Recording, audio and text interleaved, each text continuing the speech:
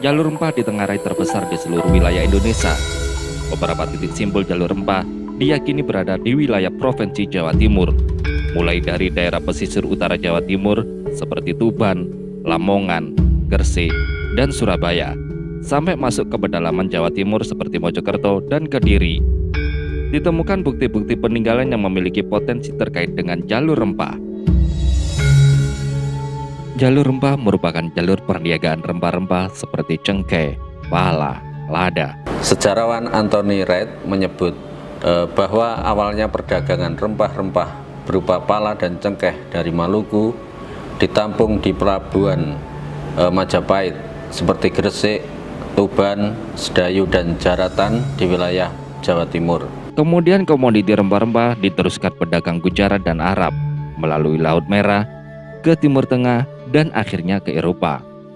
Bandar lain menjadi jalur perniagaan rempah-rempah adalah Sriwijaya dan Malaka. Jalur ini kemudian dikenal sebagai jalur pelayaran rempah-rempah atau Maritime Spice Road.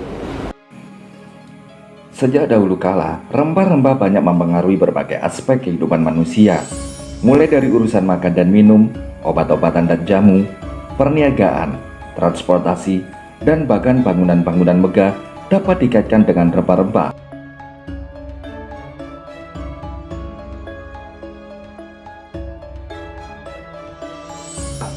Sebagai bahan penyedap dan penghangat makanan, rempah-rempah banyak dibutuhkan orang, sehingga menjadi komoditas perdagangan yang penting. Dalam perdagangan dibutuhkan jalur dan alat transportasi untuk menyebarkan rempah-rempah dari daerah produsen ke para konsumen. Pada masa lalu, jalur laut dan sungai merupakan pilihan utama sebagai jalur perdagangan, sehingga diperlukan pelabuhan dan bangunan-bangunan tempat menyimpan rempah-rempah sebelum didistribusikan ke para konsumen. Jejak-jejak bekas sarana dan prasarana perdagangan rempah tersebut dapat menjadi bukti nyata dari eksistensi jalur rempah di masa lalu. Aktivitas perdagangan rempah di Jawa Timur telah tampak nyata pada abad ke-11 di daerah pesisir utara seperti Tuban, Lamongan, Gresik, dan Surabaya, baik sebagai peran sebagai pelabuhan internasional maupun sebagai bandar. Para pedagang membawa rempah dan komoditi lainnya melintasi sungai dan daratan menuju daerah pedalaman seperti Mojokerto dan Kediri. Pasang surut peran pelabuhan di era Majapahit hingga VOC tampaknya dipengaruhi oleh politik, perkembangan, dan perubahan kota. Ekspansi VOC dalam ekonomi dan politik di Pulau Jawa meninggalkan bangunan-bangunan kolonial yang menjadi saksi monopoli pasar rempah Nusantara.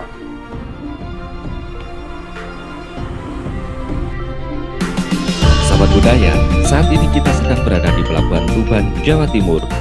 Di daerah Tuban inilah dahulu merupakan pintu masuk atau pelabuhan internasional sejak masa Erlangga di abad ke-11 Masehi.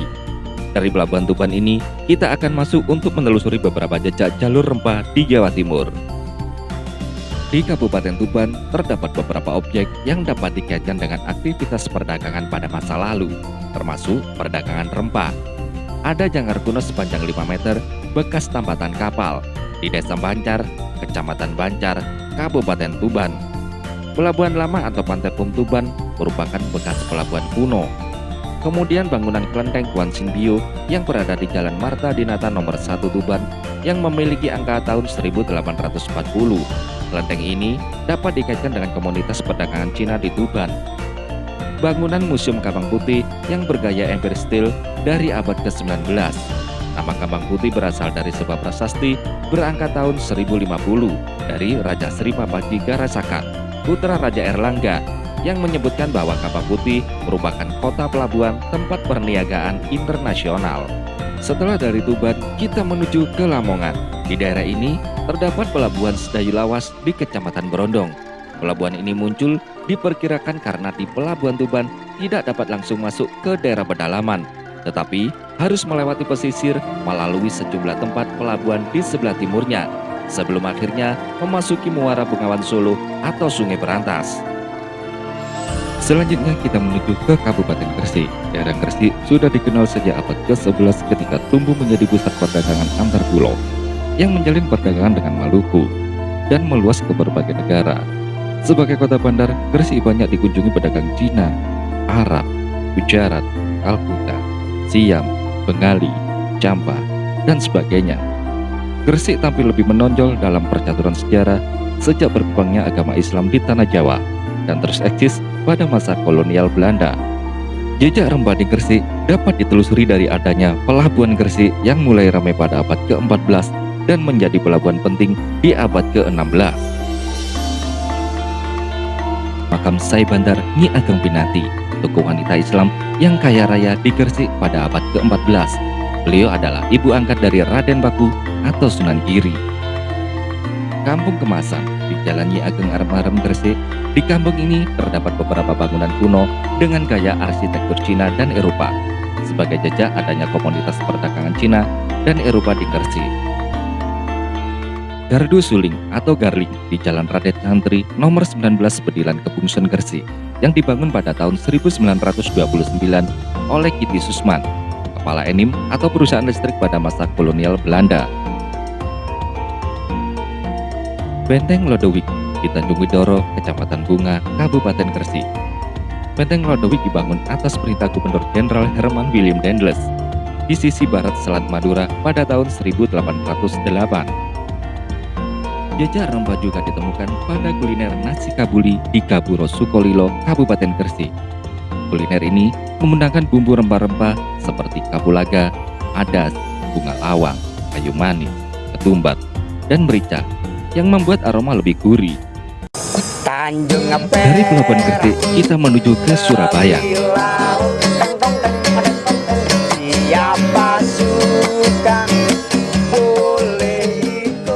Di daerah Surabaya telah ada pelabuhan tua yang eksis pada abad ke-13, yaitu Pelabuhan Ujung Galuh. Daerah ini terus berkembang pada masa Islam dan masa kolonial Belanda.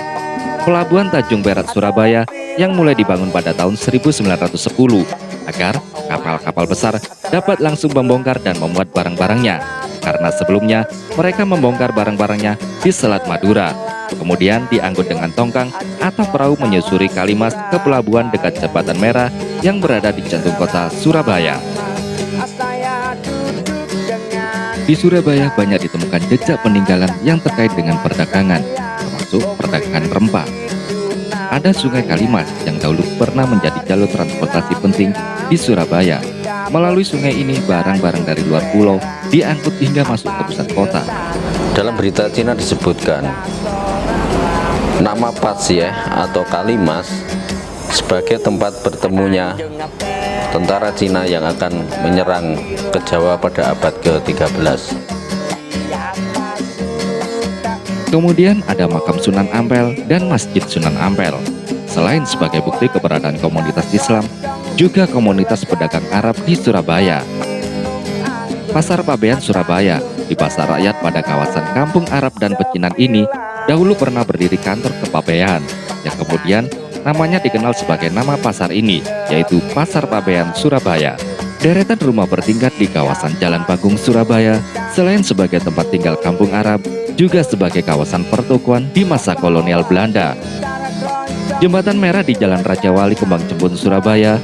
Jembatan Merah atau Rondenbroek dibangun pada masa Gubernur Jenderal Dendles di tahun 1809 untuk menghubungkan wilayah timur Sungai Kalimas sebagai kawasan pecinan dan Arab dengan wilayah barat sungai sebagai kawasan pemukiman Eropa.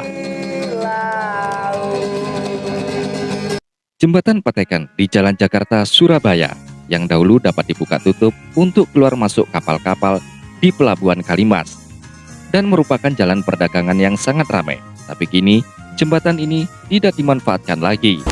Gedung Grahadi di Jalan Gubernur Suryo Surabaya dahulu merupakan rumah tinggal penguasa Jawa bagian timur, yaitu Dik van Hogendorp dari tahun 1794 sampai 1798. Pada masa pemerintahan Gubernur Jenderal Dendles, gedung ini mengalami perubahan yang akhirnya menjadi tempat kediaman residen Surabaya.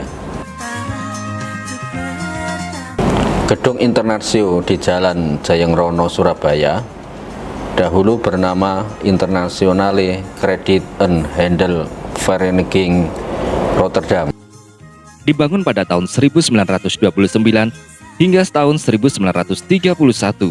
Awalnya gedung ini dipergunakan untuk aktivitas kredit perkebunan, khususnya perkebunan kopi yang memiliki hubungan erat dengan maskapai Rotterdam Lloyd. Gedung Bank Mandiri di Jalan Pahlawan nomor 120 Surabaya.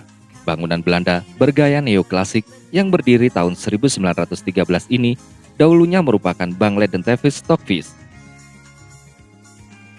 Kuliner di Surabaya. Terkait dengan pemanfaatan rempah untuk bumbu kuliner di Surabaya, kita akan menyambangi warung di Jalan Mas Mansur, kawasan Ampel, dan Jalan Panggung. Di 3 tempat itu ditemukan kuliner khas India dan Cina.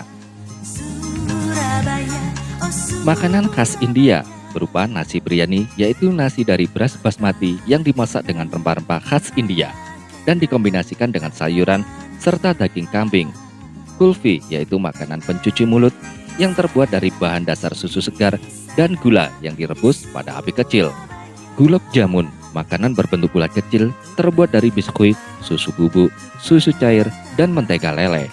Naan atau roti India, yaitu roti dari bahan dasar tepung ragi. Teh masala adalah minuman teh hitam dengan campuran rempah-rempah dan daun herbal India aromatik. Papadam adalah makanan mirip kerupuk, keripik, atau rempeyek. Rasanya garing dan renyah yang berpadu dengan beraneka ragam rempah-rempah khas India. Makanan khas Cina, sop buntut yang dibuat dari ekor sapi yang lebih mirip semur. Ekor sapi digoreng atau dipanggang, dicampur dengan berbagai variasi sup, merupakan makanan populer di Indonesia. Setelah mencicipi sop buntut di Surabaya, kita masuk ke pedalaman menyelusuri Kalimas hingga sampai ke kota Mojokerto. Di daerah Mojokerto, pada abad ke-13 sampai 15 pernah berdiri sebuah kerajaan besar yaitu Majapahit, yang peninggalannya masih dapat disaksikan di situs-situs Traulan seperti Gapura Wringin Lawang, Gapura Bajang Ratu, Kolam Segaran, Candi Brau, Candi Gentong, Candi Kedaton, situs pemukiman, dan sebagainya. Pada masa Majapahit, perdagangan termasuk perniagaan rempah menjadi salah satu pilar ekonominya, sehingga banyak pedagang asing yang masuk ke Majapahit. Setelah Majapahit runtuh, eksistensi Mojokerto beralih ke masa kolonial Belanda dengan berbagai peninggalannya. Desa Canggu di tepi Sungai Berantas pernah eksis sebagai pelabuhan di masa Majapahit. Canggu disebut dalam Prasasti Traulan 1 tahun 1358 sebagai desa penyeberangan tepi Sungai Berantas. Prasasti Selamandi tahun 1393 juga menyebutkan pelabuhan Canggu. Berita Cina dari tahun 1293 menyebutkan bahwa pelabuhan Tuban, Sedayu, dan Canggu digunakan sebagai tempat pendaratan pasukan Cina yang akan melakukan invasi ke Jawa. Pada masa kolonial Belanda, kota Mojokerto juga menjadi basis penting Belanda di pedalaman Jawa Timur. Sebagai penghasil kopi dan gula, jejak tinggalan Belanda masih ada di kota Mojokerto, antara lain gedung kantor Detasemen Kesehatan Wilayah Mojokerto, Gereja Katolik Santo Yosef, dan gedung SDN Purwotengah II, tempat Soekarno, Presiden pertama Republik Indonesia, mengenyam pendidikan dasarnya.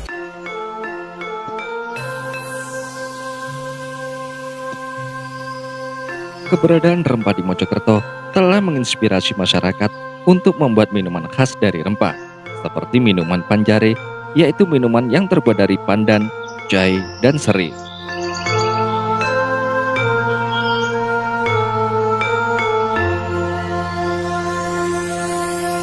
Dari Mojokerto, kita bertolak ke Kediri dengan melintasi Sungai Berantas.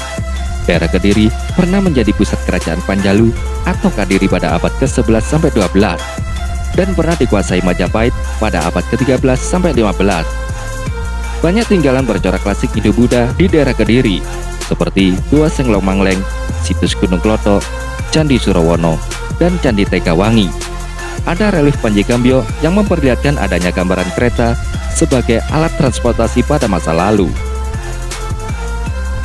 Sebagai kota di pedalaman Jawa Timur, di Kediri ditemukan jejak-jejak perdagangan rempah pada masa lalu, seperti pelabuhan Jong Biru di dekat jembatan Merican Kediri, Kelenteng Chu Hikiong di Jalan Yosudarso nomor 148 Kediri, dan gudang pecinan di sekitar kelenteng sebagai petunjuk adanya komunitas pedagang Cina di Kediri. Melimpahnya jenis rempah di Kediri telah menghasilkan aneka kuliner beraroma rempah. seperti tahu atau tofu, yaitu makanan Cina yang ada di Kediri, menyatu dengan tahu kuning, makanan khas Kediri. Tahu dibuat dari kedelai dan kunyit sebagai pewarna. Kampung Jamu di Kampung Dalam Kediri, banyak warganya berprofesi sebagai pembuat dan penjual jamu tradisional dari rempah-rempah alami. Kopi racik di Gang Kalingga Kaliombo Kediri, rasa kopi racik Kediri ini unik karena memasukkan rempah-rempah ke dalamnya, seperti kapulaga, keningar, jahe emprit, sehingga rasa kopi menjadi sangatlah khas. Pada masa lalu, jalur laut dan sungai merupakan pilihan utama sebagai jalur perdagangan, sehingga diperlukan pelabuhan dan bangunan-bangunan tempat penyimpanan rempah-rempah sebelum distribusikan ke para konsumen. Jejak-jejak bekas sarana dan prasarana perdagangan rempah tersebut dapat menjadi bukti nyata dari eksistensi jalur rempah di masa lalu.